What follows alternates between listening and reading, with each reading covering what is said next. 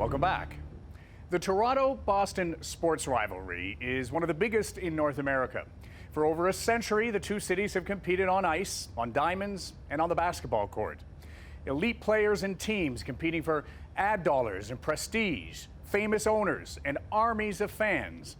And as W5's Peter Akman reveals, that rivalry is now being played out in a huge new arena, a virtual one.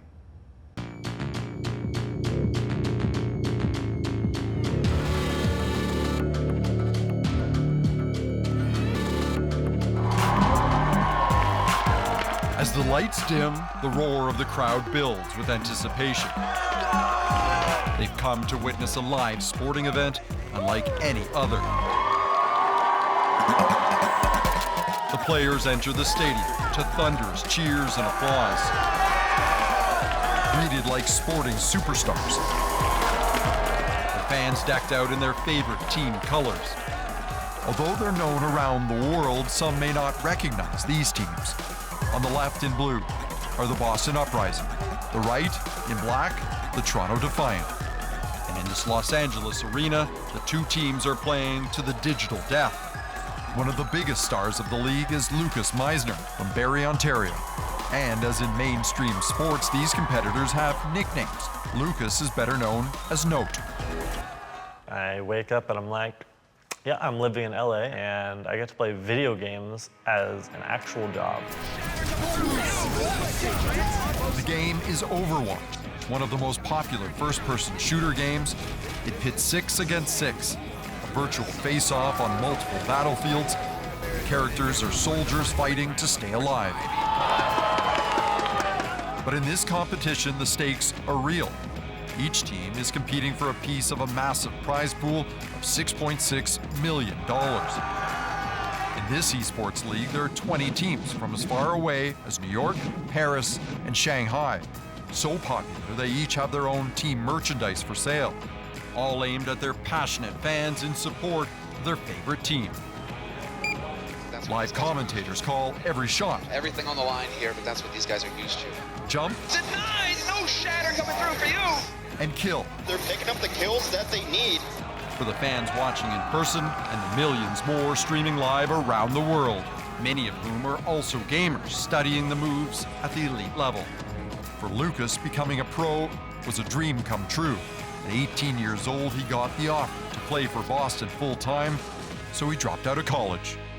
I had this really awful job collecting garbage at a music festival, which is kind of one of the reasons why I worked so hard in esports, is because I just didn't want to go back to a job like that ever again.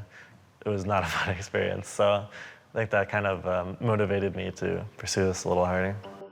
Like many Canadian kids, Lucas grew up playing mainstream sports like baseball and soccer. But as he got older, he says it became clear his real skills were in video gaming. Did you believe that in that moment that you were actually training for your future employment? No, I wasn't training. It was like, I wanted to get better at the games, yeah, because improvement's always just cool to see, but it never felt like I was training myself to become a professional athlete in the game itself. I never really thought that I would be able to do anything with this. I always thought video games were just fun with friends, and you just play the game for hours on end. It was so much better than doing homework. But that's exactly how Lucas and his Boston Uprising teammates are treated. While they each have their own condos, they're chauffeured every day to this massive LA mansion. There they train on the game for at least 6 hours, under the watchful and critical eye of their coaching staff, working on set plays, drills, and tactics. To keep them on point and focused, their meals are all prepared by a full-time chef. They eat together, relax in the outdoor pool, and even have access to a masseuse and sports psychologist. And on top of this lavish and pampered lifestyle, they each earn a minimum salary of $50,000, but many make up into the mid-6 figures. Loranger is the team's head coach. He grew up in Cambridge, Ontario. Talk to me about a guy like Note. What does he bring to your team? Note is a very smart player. He's extremely talented. I think he has a lot of the innate abilities that you look for in a player. He doesn't really tilt too much, right? Chris has been with Boston since the beginning. when the franchise was first purchased by Robert Kraft and his company, the owners of the National Football League dynasty team, the New England Patriots. That's pretty amazing considering they're also... They're very busy. Yes. They've got the Patriots, Yes. they got all these championships, Yeah. and they want you to be that too. They're very passionate about what they get into. They love to compete and they love to win, right? And that is definitely passed down. And they like to keep a pulse. I mean, they're very active. They like to watch. They like to see their teams win. Evan Cubis is the president of Canada's first e-sport management agency and law firm in Toronto. Video games is a $100 billion industry. In terms of where it is on a global scale, the audience is almost at 500 million people, from both esports enthusiasts as well as casual audience members. How real are those numbers? The common example people like to use is that more people watch the League of Legends finals than the Super Bowl. While in some respects that is true, digital media is measured much differently than traditional media. So yes, a lot of people are tuning into esports, and a big part of that has to do with the fact that it is a global enterprise as opposed to regionally based like traditional sports is. So that, of course, has a lot to do with it. The draw for esports and what you've seen in the time that you've been in this industry is that it's accessible. You no longer need to be 6'5", 250 pounds to be a professional athlete. You really just need a little bit of ambition and a cell phone, and you could conceivably become a professional esports athlete. It's that accessibility and its hundreds of millions of viewers that has rocketed esports into the same league as other more traditional sports franchises. Big-name car manufacturers, insurance and fast food companies are lining up to get a piece of this industry and access to the most coveted demographic, 18 to 35-year-olds. Zach Hyman scores! Esports even has the attention of many mainstream athletes like Toronto Maple Leaf Zach Hyman, who's a fan and is in awe of the professional e-athletes. Are e-gamers real athletes? 100%. I think that if you're the only person in your craft that is at the top and you're the best and nobody can get to your level, or you have 100 gamers and they're the 100 best gamers in the world and you have millions of kids trying to be in that top 100, there's something special about you being in that top 100. Well, better known as a professional hockey player, Zach created his own gaming team, hoping to cash in on esports. Didn't you have enough going on in your life that you wanted to get into esports, not just invest in it, but start an esports company? No, I mean, I always follow my passions, and it's something that I love to do. So hockey is obviously my main focus. That's my full-time job. But when you're not playing hockey, I like to find other things I do.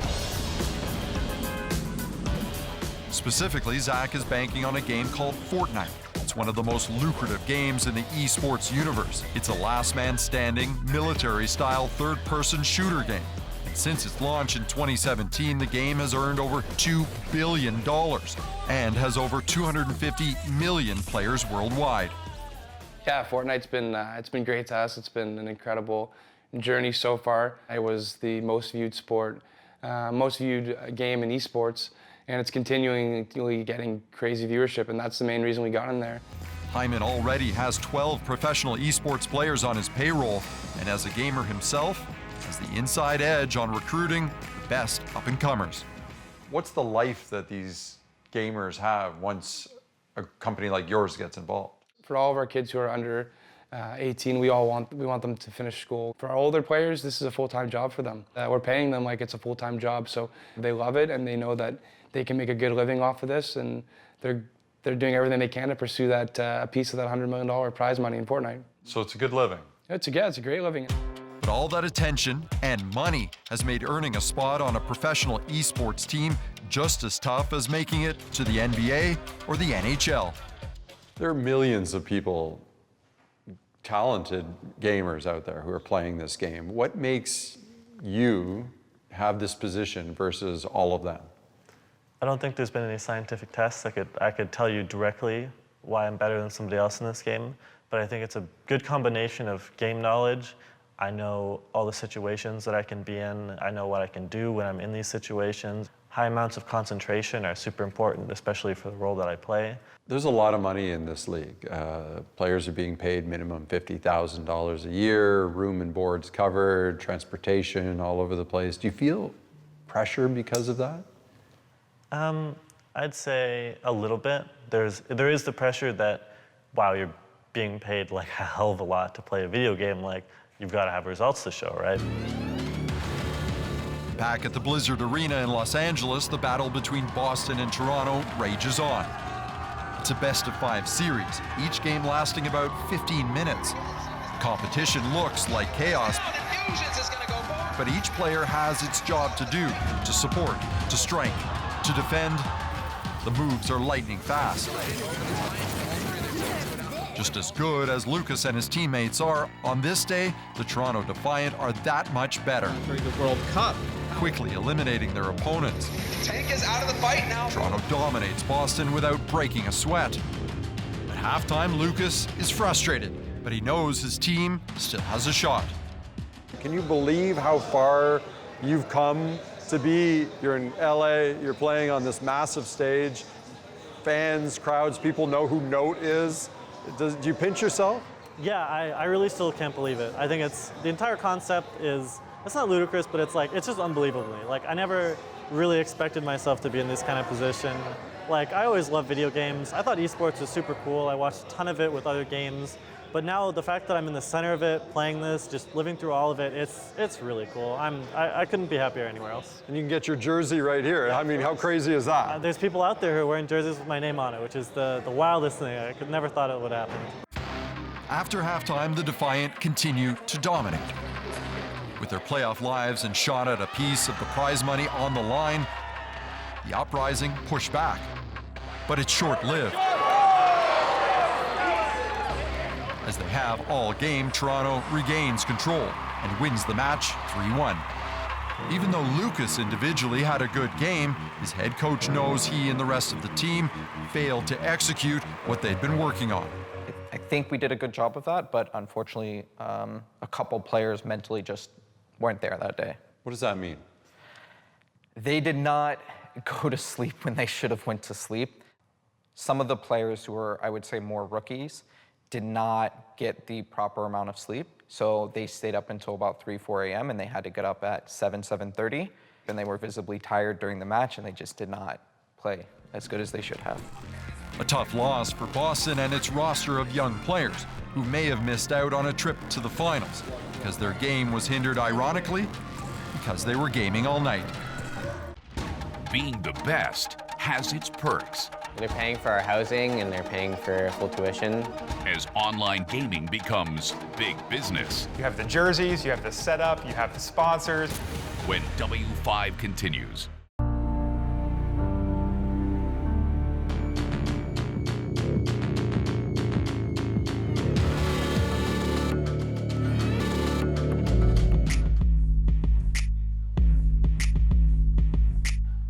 These 22 students are the only varsity athletes at Harrisburg University in Pennsylvania. But they aren't your typical jocks, and the gym isn't where they excel. Each one of these students are on a full athletic scholarship, but they don't compete on any field, rink, or court because they're eSports athletes. Harrisburg is just one of a handful of universities and colleges in North America that offer a full ride, including a free education in exchange for playing a video game. And yet, while they only compete in the virtual world, they have mandatory physical training to keep them sharp. Travis Letwiniak is from Saskatoon. Soames Levitt Darby is from Toronto. They were both given full scholarships to come to Harrisburg to play Overwatch. Well, they're paying for our housing and they're paying for full tuition. In America, it's like super expensive, but so that's all taken care of. So yeah, they pretty much cover everything that like you could really need, all the big things, which is nice. For Travis, before getting his scholarship, going to university had always been a dream, but financially it was out of reach, even in Canada. I thought about getting into computer science at the U of S, but it was a lot of money and I didn't have it, so I worked for a couple of years and Overwatch came out. Started playing, and they're like, oh, you're pretty good. So I was like, oh, thanks. Eventually, I just started climbing up and hit GM and eventually getting pretty good at the game. Pretty good is an understatement. Travis was ranked in the top 500 in the world against 40 million registered Overwatch players. And all of a sudden I'm getting the invite to try out, and I did. And then I'm like, okay, I have to start taking this serious. This could change my life. And then they flew 30 people out to try out, and that was exciting because that's the first time I've been on a plane, first time I've traveled anywhere. Travis was one of the first students ever recruited to play on Harrisburg's eSport team. Soames is the team rookie. Well, I think having a degree, especially looking into the future, is extremely important because as more of like the big money, big corporate people get into running programs like this for esports, or even any other teams, they want people who are qualified not just through experience in the game, but also if you have a degree to back that up, that's just so big. You know, if I didn't go into school for playing Overwatch and I was just stuck in no man's land with nothing to do. It was that dream Soames' mother, Edna Lee, had been worried about for years. How much time was he spending in the basement? Oh, this is embarrassing. Come on, just admit it. Okay, probably. It's not you doing it, I know. so just... It's about 6 to 8 hours an evening. Wow. But in school, he had some problems in school. He did. He was, when he went into high school... Grade 9 was hard. I don't think he was challenged enough. Eventually, Soames' parents transferred him to an alternative school. There, both his grades and his gaming skills flourished, and university became a real possibility. So he tries out to go to Harrisburg. Yes, yes. To play for this collegiate team. Yes. On a full scholarship? A full scholarship, if you can believe it, yes. Can you believe it? No, I cannot believe it. I am still in a state of shock about it. How do you turn a hobby into a full ride scholarship? How do you turn playing a game into a university education? I don't understand it. I just don't understand. But you're proud. I'm very proud. I am very proud, and I'm very proud that he's doing so well. He's really enjoying himself at the moment. If it's a team deathmatch game, I'll let you guys know at the end of map 4. Is there any questions? Chad Smeltz is the university's esports director. He built the program from the ground up. So to get a full ride scholarship, you do have to be good at the game. There's a certain level or a rank, depending on the game that you're playing, that you need to pass. And we're very upfront about that. But that's just the first part. Like, obviously, you need to be good at basketball or football to get a scholarship. But that's not really just what it's about. We look into education, we look into leadership skills, and it's very easy to tell leadership skills by 1, interviewing them, and 2, when they play the game, you can tell the type of people that are good teammates, that respond well, communicate well. We also interview them just about life in general and hearing what they care about. Do they want to finish out school? Do they want to be a professional player? Like, why do they even want to be here? Because it's here in this dedicated high-tech training room where the students get to show off their real athleticism. Stage 2 is the school's gaming center. Here, they'll spend as much as 6 hours a day, working with their coaches, sharpening their skills, prepping for upcoming matches with other esports universities, all while getting an education. While gaming is important at Harrisburg, maintaining a strong grade point average is mandatory. Travis and Soames are excelling at both. But on this day, their focus was on an Overwatch match against Penn State, the biggest school in Pennsylvania and historically a sporting powerhouse. For this contest, fans came out to watch the action live, just like in the pros. You have the jerseys, you have the setup, you have the sponsors, you have, the giant digital cinema. Going in there and seeing a movie screen that you're used to watching movies on and being able to see a match played on that is pretty surreal. I joke around with them all the time, so how many times have we been on ESPN, And the answer is probably 9 or 10 times. It's like, how many times would you be like that if we didn't have the esports program? They look at me 0.